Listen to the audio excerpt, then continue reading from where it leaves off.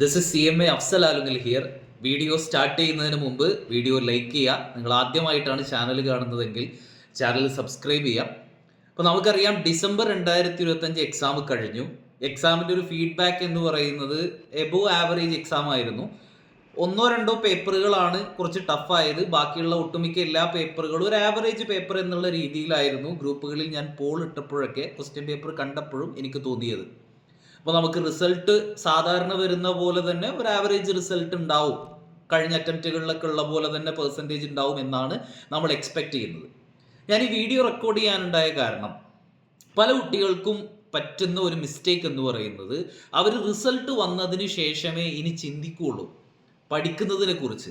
പരീക്ഷ ഇപ്പോൾ കഴിഞ്ഞിട്ടല്ലേ ഉള്ളൂ, ഞാൻ ഇനി ഒരു 2 മാസം അല്ലെങ്കിൽ 2.5 മാസത്തോളം ഇനി റിസൾട്ട് വരാനുണ്ടല്ലോ, ആ സമയത്ത് ഞാൻ ട്രെയിനിങ്ങിന് പോവുകയോ ആ സമയത്ത് ഞാൻ വേറെ എന്തെങ്കിലും പ്രാക്ടിക്കൽ കോഴ്സുകൾ, അക്കൗണ്ടിങ്, ടാലി ഒക്കെ പോലുള്ള കോഴ്സുകൾ പഠിക്കുക, അങ്ങനെ എന്തെങ്കിലുമൊക്കെ പ്ലാൻ ചെയ്യുന്നവരാണെങ്കിൽ നിർബന്ധമായിട്ടും നിങ്ങൾ ചിന്തിക്കുക, നിങ്ങൾ കളയുന്ന ഓരോ ദിവസവും അടുത്ത ജൂൺ എക്സാമിന് നിങ്ങളെ ബാധിക്കുന്ന കാര്യമാണ്. ഞാനിത് പറയാൻ കാരണം ഓൾറെഡി ഒരു ഗ്രൂപ്പ് എഴുതിയ ആളാണ് അടുത്ത ഗ്രൂപ്പാണ് ജൂണിലേക്ക് എഴുതാൻ പോകുന്നത്, അല്ലെങ്കിൽ ഓൾറെഡി എഴുതിയ ഗ്രൂപ്പ് തന്നെ കിട്ടുമെന്ന് ഉറപ്പില്ല. ഇങ്ങനെയുള്ള പല പ്രശ്നങ്ങൾ കുട്ടികൾക്ക് ഉണ്ടാവാറുണ്ട്.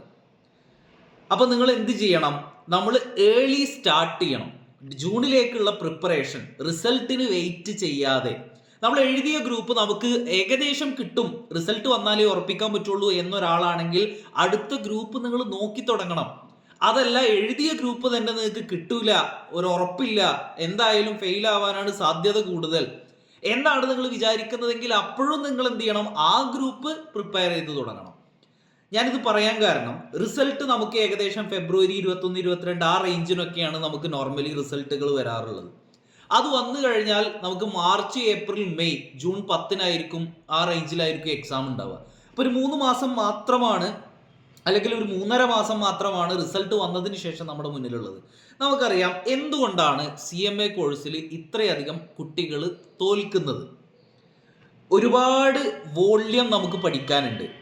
ഒരു ഡിഗ്രി അല്ലെങ്കിൽ PGക്കൊക്കെ നമ്മൾ 3 വർഷം 4 വർഷം ഒക്കെ പഠിക്കുന്ന അത്രയും വോള്യം നമ്മൾ വെറും ചുരുങ്ങിയ കാലം കൊണ്ട് 4 5 മാസം കൊണ്ട് പഠിച്ചെടുക്കേണ്ട, അല്ലെങ്കിൽ അതിനേക്കാൾ കൂടുതൽ പഠിച്ചെടുക്കേണ്ട അവസ്ഥയിലാണ് ഈ ഒരു കോഴ്സ് ഉള്ളത്. ഇപ്പൊ ടൈം മാനേജ്മെന്റ് എത്രത്തോളം നിങ്ങൾ ഭംഗിയായിട്ട് ചെയ്യുന്നോ അത്രത്തോളം നിങ്ങൾ പാസ്സാവാനുള്ള സാധ്യത കൂടുതലാണ്. നമുക്കറിയാം, നമ്മൾ മാരത്തോൺ കണ്ടക്ട് ചെയ്തിരുന്നു. ആ മാരത്തോണിന് നിങ്ങൾ ട്രമൻഡസ് ഫീഡ്ബാക്ക് ആണ് തന്നത്. നമ്മൾ വർക്കൗട്ട് ചെയ്ത ചില സെയിം ക്വസ്റ്റ്യൻസ്, സിമിലർ ക്വസ്റ്റ്യൻസ് എക്സാംസിന് വന്നിട്ടുണ്ടായിരുന്നു. അത് നിങ്ങളെ ഹെൽപ്പ് ചെയ്തിട്ടുണ്ട് എന്ന് എനിക്കറിയാം. അങ്ങനെ ഹെൽപ്പ് ചെയ്തിട്ടുണ്ടെങ്കിൽ താഴെ നിങ്ങളത് കമൻറ്റ് ചെയ്യണം. അപ്പോൾ ജൂൺ 2026 ഓൺലൈൻ ക്ലാസ്സുകൾ അവൈലബിൾ ആണോ എന്ന് ചോദിച്ച് എനിക്ക് നിരന്തരം ഈ ഒരു എക്സാം കഴിഞ്ഞ ഈ ഒരു സമയങ്ങളിൽ വന്നിട്ടുണ്ടായിരുന്നു. ഞാൻ അതുമായി ബന്ധപ്പെട്ട് ക്ലാസ്സിൻ്റെ ഡീറ്റെയിൽസ് ഗ്രൂപ്പുകളിൽ ഷെയർ ചെയ്തിട്ടുണ്ട്. അപ്പോൾ ജൂണിലേക്കുള്ള ഓൺലൈൻ റെക്കോർഡഡ് ക്ലാസ്സുകൾ അവൈലബിൾ ആണ്. അഡ്മിഷൻ സ്റ്റാർട്ട് ചെയ്തിട്ടുണ്ട്. ജനുവരി 1 തൊട്ടാണ് ക്ലാസ് നമ്മൾ സ്റ്റാർട്ട് ചെയ്യുക. ഈ സമയങ്ങളിൽ നിങ്ങൾക്ക് അഡ്മിഷൻ അവൈലബിൾ ആണ്. അപ്പോൾ ഇപ്പോൾ നിങ്ങൾ ജോയിൻ ചെയ്ത് കഴിഞ്ഞാൽ നമുക്ക് അറൗണ്ട് ഒരു 6 മന്തോളം പ്രിപ്പയർ ചെയ്യാനുണ്ട്. അതിലൊരു 3 മന്ത്, നമ്മളിവിടുത്തെ ഒരു സിസ്റ്റം എന്ന് പറയുന്നത് നമ്മളൊരു 3 മന്ത് കൊണ്ട് എല്ലാ സബ്ജക്റ്റുകളും കവർ ചെയ്യും. എന്നിട്ട് റെക്കോർഡഡ് ക്ലാസ്സുകളാണെങ്കിൽ പോലും നിങ്ങൾക്ക് ഒന്നായിട്ട് അയച്ചു തരുന്ന അങ്ങനെ ഒരു സിസ്റ്റമേ അല്ല.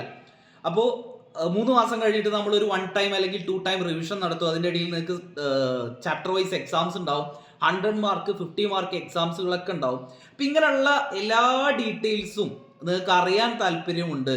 എൻ്റെ ഇൻ്റർമീഡിയറ്റ് ആയാലും ഫൈനൽ ആയാലും എല്ലാ സബ്ജക്റ്റുകളും ഞാൻ തന്നെയാണ് ഹാൻഡിൽ ചെയ്യുന്നത്. ഇപ്പോൾ നിങ്ങൾ മാരത്തോണൊക്കെ കണ്ടിട്ടുണ്ടെങ്കിൽ അറിയാം ഏത് രീതിയിലാണ് നമ്മൾ അതിനെ അപ്രോച്ച് ചെയ്യുക.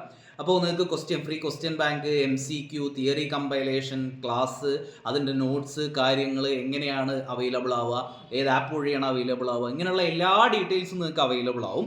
താഴെ ഞാൻ കമൻറ്റിൽ ഗൂഗിൾ ഫോംസ് കൊടുത്തിട്ടുണ്ട്, ഇൻ്റർമീഡിയറ്റിന് സെപ്പറേറ്റ്, ഫൈനലിന് സെപ്പറേറ്റ്.